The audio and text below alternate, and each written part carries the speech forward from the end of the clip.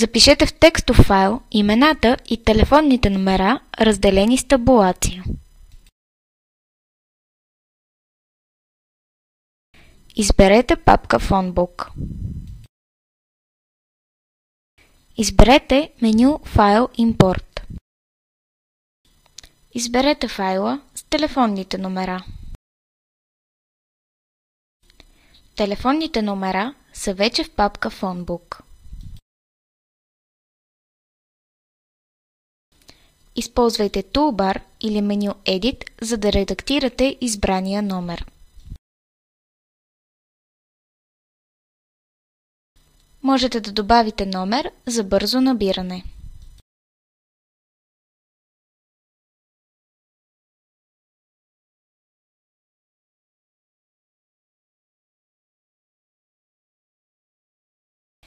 Използвайте Toolbar или двоен клик, за да изберете номер в Phonebook.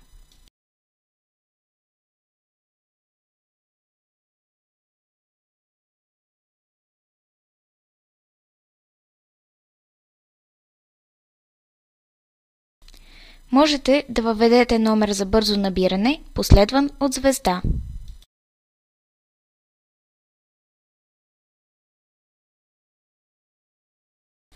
Използването на PC телефон е лесно.